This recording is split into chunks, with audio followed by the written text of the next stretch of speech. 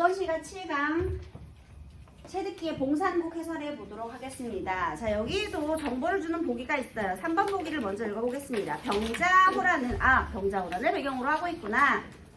인조 14년 청나라가 친명 정책을 유지하던 조선을 침입하여 일어난 전쟁을 말한다. 우리 삼전도의 굴욕 유명하죠, 여러분? 전쟁에 패배한 인조는 삼전도에서 청나라 태종에게 군신의 관계를 선언하는 굴욕적 예식을 치러야 했고, 청나라는 소현세자 복림대군과 척화파 등을 볼모로 붙잡아갔다. 봉산곡은 작가인 체득기가 볼모로 잡혀간 세자와 대군을 모시러 청나라의 심양으로 떠나던 1638년에 지은 작품으로 작품 속 화자의 상황은 실제 삶과 관련이 있다. 이렇게 얘기했네요. 자, 우리 이 체득기의 봉산곡은요, 병자호란 후 자연에 은거하던 체득기가요. 지금 왜 자연에 은거했을까? 자, 일단 사대부에게 있어서 병자호란은 어떤 사건일까요? 우리 맞아, 친명배청. 지금 명나라는 우리 어버이의 나라고요. 그 다음에 우리도 오랑캐인데, 이 말도 웃기지만 청나라는 오랑캐의 나라예요. 우리도 오랑캐면서, 그죠? 그런데 우리 어버이를 멸하고, 그러니까 어버이의 원수죠, 청나라가요. 명나라를 멸망하게 한 청나라는 우리 어버이의 원수인데, 그런 어버이의 원수에게 우리가 신하의 예를 갖추게 됐단 말이야. 주종관계가 됐단 말이에요. 그러니까 참을 수가 없는 거야. 그러니까 더러운 세상 내가 버려버리리 하고 자연에 은거한 거죠. 근데 자연의 은거 중인데, 우리 볼모로 잡혀간 복림대군이랑 소현세자 모셔와라 임금이 명을 했어. 그래서 임금의 명은 또 따라야지. 난 충신이니까. 그래서 자연에 은거하던 중 3년이 지났다는 표현이 있어요. 이제 청나라 심양으로 청나라의 볼모로 잡혀간, 그다음 청나라의 볼모로 잡혀간 세자와 왕자 모시러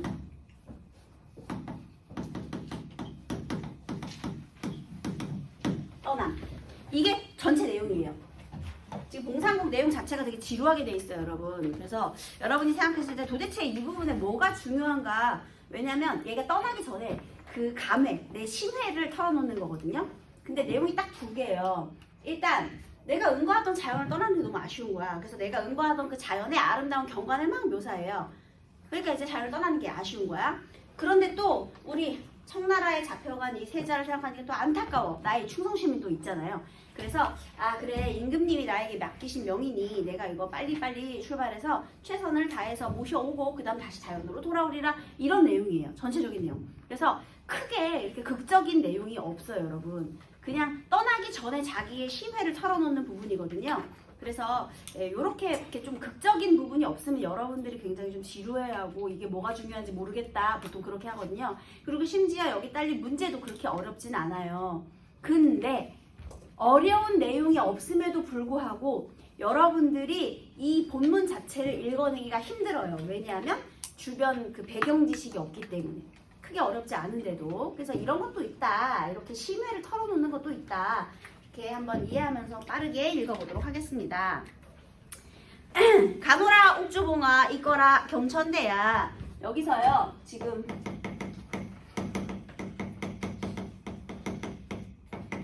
화자의 은거지.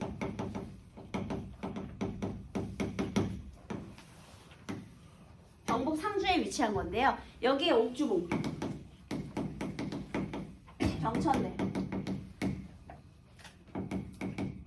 상주에서 은거하고 있었다. 그러니까 거기에 있는 진영이겠죠, 여러분. 그죠? 그러면요, 여기서 불렀죠. 불렀으니까 돈오법. 그 다음에 안녕 옥주봉아 잘 있어 경천대야, 의인화한 거죠, 여러분. 그치? 너네는 계속 머무르잖아요. 그러면 얘네는 계속 머물러야 하는 자연, 계속 상주에 머무르고 있는 자연이고요. 이제 화자는 은거지를 떠나 청나라의 심양으로,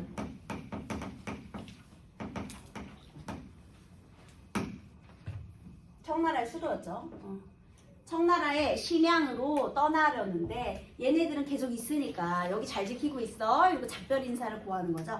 인사를 한다는 것 자체가 지금 경천대에게 작별 인사를 하는 것은 아쉬움을 드러내는 거죠. 분호법, 의인법. 아쉽대요.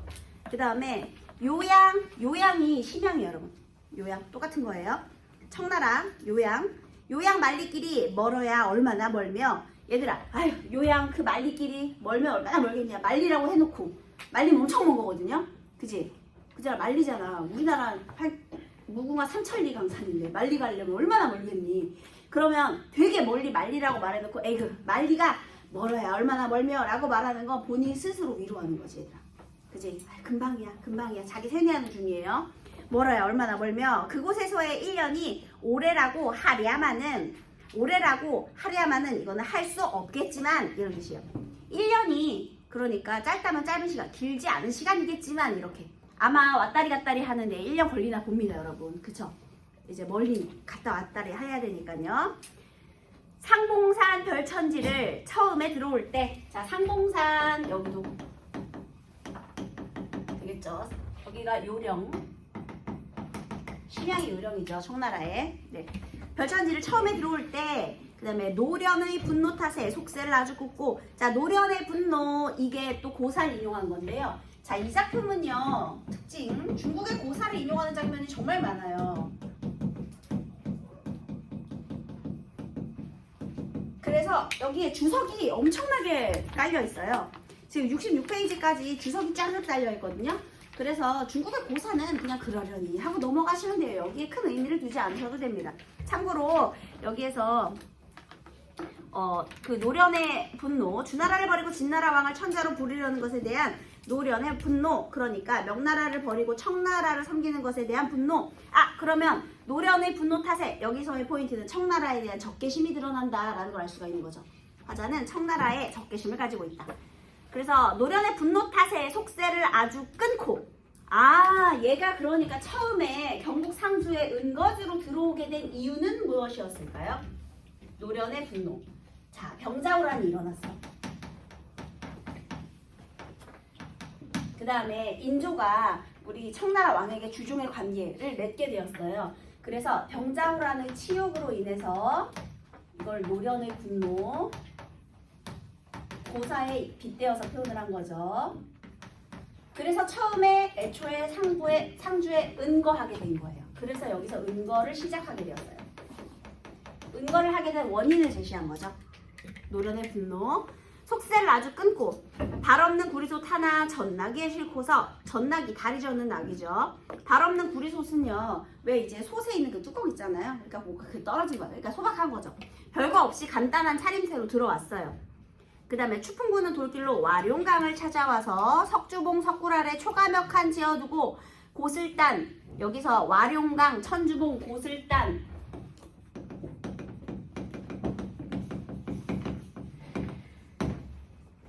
그 다음에 천주봉,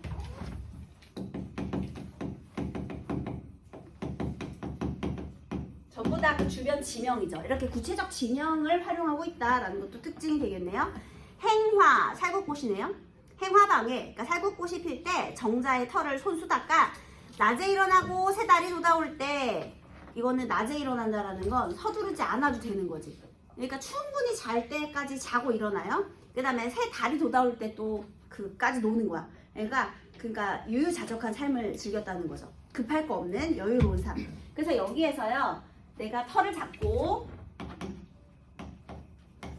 한적한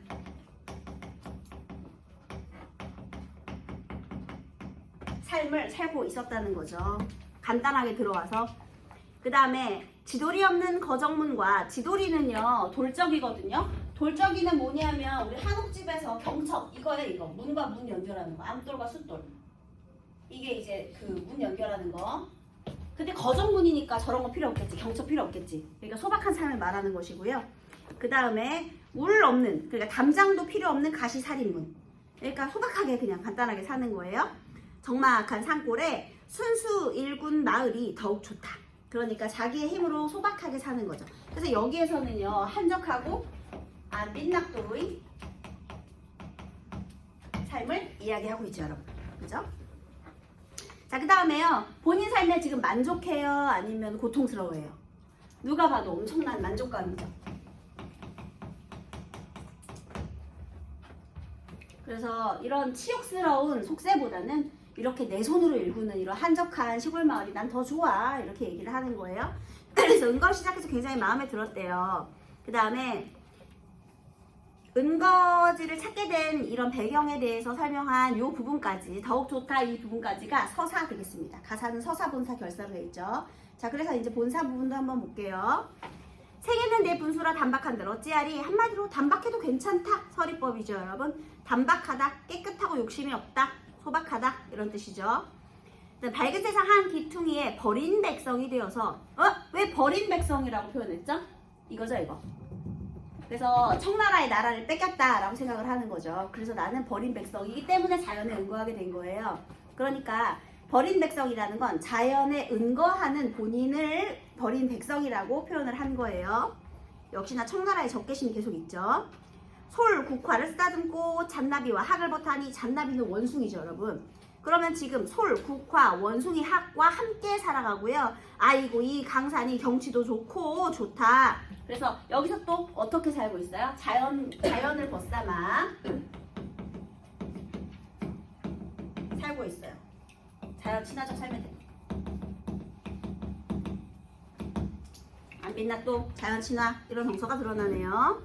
자, 그 다음에 높다란 금빛 절벽 허공에 솟아올라 구암을 앞에 두고. 얘들아 구가 구지가 할 때 구인데요. 혹시 무슨 구게요?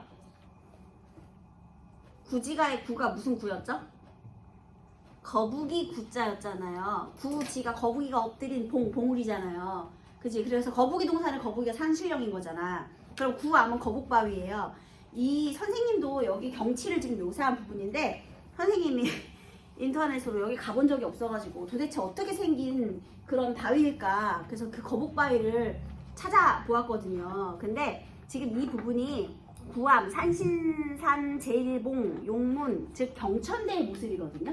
근데 이 상주에 경천대의 모습을 검색을 해보니까 경천대가 절벽이 이렇게 있어요. 근데 그 절벽 끝에 약간 이렇게 해가지고 절벽이 시작되더라고요. 이게 바로 구암이에요. 거북바위, 거북이 모양이죠? 이렇게. 그래서 여기 절벽이 막 벼랑이 있고 밑에는 낙동강이 흐르고요. 여기 절벽. 그 다음에 저기 뒤에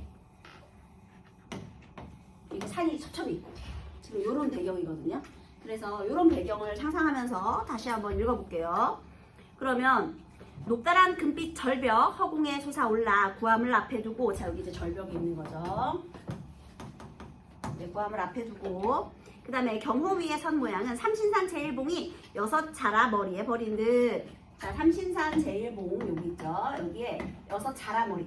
이것도 역시나 그 옛날에 발해에 동쪽에 어떤 5의 신선의 산을 바치는 6자라 머리 산이 있었대요. 그래서 그걸 또 빗댄 표현이라고 합니다. 그래서 어쨌든 여기 여러 산이 또 다른 산을 바치고 있고요. 벌린 듯 비유적 표현이죠. 붉은 노을, 흰 구름에 곳곳이 그늘이요. 여기다 이제 흰 구름도 막 이렇게 구름이 이렇게 있고요. 그 다음에 또 노을도 막 이렇게 아름다운 자연 경관이 되겠죠. 그 다음에 유리 같은 온갖 경치 빈 땅에 깔렸으니 용문을 옆에 두고 펼쳐진 모래밭은. 여기 또 이제 유명한 용문이 있고요. 그 다음에 8폭 돌 병풍을 옷 난간에 두른 듯. 여기서 8폭의 돌 병풍, 그게 이제 절벽이겠죠, 그쵸? 네. 그래서 옥 난간에 두른 듯 맑은 모래 흰돌이 구비구비 경치로다. 그 중에 좋은 것이 무엇이 더 나은가? 너무 다 좋아서 구별할 수 없다는 거죠. 구암이 물을 굽혀 천대척 솟아올라. 과장이네요. 구름 위로 우뚝 솟아 하늘을 깨었으니 아이고 경천대야 네 이름이 과연 헛된 것이 아니로구나. 그래서 이렇게 우뚝 솟은 이걸 보면서 경천대의 자연 경관, 이거죠. 경천대의 자연 경관을 묘사하고 있죠. 그래서 지금 여기는요, 아름다운 자연을 경천대 주변, 그러니까 은거지 주변이죠. 주변 경관에 대한 묘사가 드러나고 있어요. 과장, 비유, 예찬. 이런 태도가 드러나 있죠. 자, 중략 뒤에 그 다음에 시리 영욕을 다 버리고 갈매기와 늑자더니 12영욕은 세속적인 가치겠죠. 그래서 그건 다 버리고 욕심을 버리고 갈매기와 그러니까 자연을 벗삼아 늘자 하였는데 무슨 재주가 있다고 나라에서 하시고 쓸데없는 이 한 몸을 찾으시니 망극하구나. 겸손한 거죠. 나를 다시 찾으셨다. 종이 왜 이렇게 빨리 치죠? 안돼 안돼. 상주 12월에 심양가라 부르시니 심양 그러니까 이제 청나라로 가라고 부른 거예요. 어느 누구 일이라 잠시인들 머물겠는가? 그러니까 여기서 임금의 명을 이렇게 내가 자연에서 만족하면서 살고 있었는데 임금의 명을 받드는 거야. 그래서 자 여기서 즉시 따르겠다. 임금의 명 거부하나요? 아니요. 어느 명이라고 내가 거부하겠는가? 즉시 따르겠다는 거죠. 즉시 따르겠다고 다짐한 거예요. 임금의 은혜 감격하여 행장을 바삐 챙기니 3년 입은 옷가지로 이불과 요를 겸하였네. 여기서 또 겸손하게 떠나는 거죠. 이불과 요가 옷이 된다. 그러면 내 옷 그대로 그냥 떠나는 거예요. 거의 기안84급이네요, 여러분. 그죠? 소박해요. 남쪽의 더운 땅도 춥기가 이렇거든. 네, 여기부터 또 다음 시간에 하도록 하겠습니다.